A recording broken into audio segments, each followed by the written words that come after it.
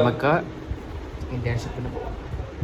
ജീവിതത്തിൽ ആദ്യത്തെ ഇൻറ്റേൺഷിപ്പ് ആയതുകൊണ്ട് കുറച്ചധികം പീരീഡ് കൂടിയാണ് ഇന്ന് ഇൻറ്റേൺഷിപ്പിന് ജോയിൻ ചെയ്തത്. നാടിൻ്റെ അടുത്തുള്ള ഒരു ലൈബ്രറിയിൽ തന്നെയായിരുന്നു ഇൻറ്റേൺഷിപ്പ് ചെയ്തിട്ടുണ്ടായിരുന്നത്. ആദ്യം പോയപ്പോൾ തന്നെ ഈ ബുക്കുകളൊക്കെ സിസ്റ്റത്തിലേക്ക് അടിച്ച് കയറ്റായിരുന്നു. സിസ്റ്റത്തിൽ കയറ്റല്ലോ റാക്കിൽ കയറ്റല്ലോ ഒപ്പം ആയതുകൊണ്ട് പണി വേഗം കഴിഞ്ഞു. അതിനുശേഷം ഫ്രീ ആയിരുന്നതുകൊണ്ട് മെർക്കുറിയിൽ വായിച്ചുകൊണ്ടിരിക്കുമ്പോഴാണ് സാറ് പറഞ്ഞത് നാരങ്ങ വെള്ളം കലക്കാൻ.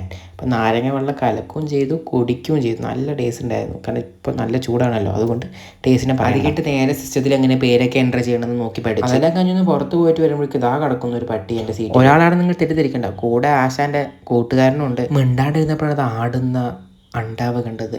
ഒരു നിമിഷം പേടിച്ച് കഴിയുമ്പോൾ അതൊന്നുമില്ല ഗൈസ്, ഫാൻ്റെ കാല് തട്ടി ആടുക. അത് കഴിഞ്ഞിട്ട് ഇങ്ങനെ കുറച്ച് നേരം ബോറടിച്ച് ഇരുന്നപ്പോഴാണ് നമ്മുടെ മെയിൻ കോഴ്സ് ആയിട്ടുള്ള, അതായത് ഈ പണിയൊന്നുമല്ല, ഇതാണ് വലിയ പണി എന്ന് പറഞ്ഞിട്ട് ഫുഡ് കഴിക്കാൻ ഞാൻ പോയി. അത് കഴിഞ്ഞ് നേരെ വായനശാല വാർഷികത്തിൻ്റെ നോട്ടീസ് കൊടുക്കാൻ വേണ്ടി ഞങ്ങൾ പോകും. ഞങ്ങളങ്ങനെ കുറച്ചധികം കടയിൽ കയറി സംഭാവനകളൊക്കെ. ഇതെൻ്റെ നാട്ടിലൊരു പൊതു ശൗചാലയമാണ്. ഇത്രയും കാലമായിട്ട് ഇത് ഓപ്പൺ ആക്കിയിട്ട് പോലും ഇത് എന്തിനാണോ പൊതു ശൗചാലയം കൊണ്ട് വെച്ചിരിക്കുന്നതെന്ന് എനിക്കറിയാം. പിന്നെ ഇതൊരു കടയിൽ പോയി ഇതാണ്ടാ മിറർ കണ്ടപ്പോൾ നമ്മൾ വിടാൻ പാടില്ല, അപ്പോൾ മിറർ സെൽഫിയൊക്കെ എടുത്തു. പിന്നെ ഒരു കടയിൽ പോയി എ സിൻ്റെ ഫ്രണ്ടിൽ നിൽക്കുമ്പോൾ എന്തൊരു സുഖമാണെന്ന് അറിയിച്ചു കൂട്ടത്ത്. പിന്നെ ആ പരിപാടിയൊക്കെ കഴിഞ്ഞ് നേരെ വീട്ടിലേക്ക് നടന്നു. വീട് എത്തിപ്പോൾ കണ്ട കാഴ്ച ഇതായിരുന്നു ഗൈസ്. ഒരു കട നടത്താനുള്ള കളിപ്പാട്ട സാധനങ്ങളാണ് വീട്ടിലിരിക്കുന്നത്. ഈ മൊത്തലിറ്റിയാണ് ആ സാധനങ്ങളെല്ലാതും. പിന്നെ നമ്മുടെ ചേച്ചീൻ്റെ പ്രൊഡക്റ്റ് ഒരു ബോൾ തട്ടിയിട്ട് വീഴൊക്കെ ചെയ്തിട്ടുണ്ടായിരുന്നു.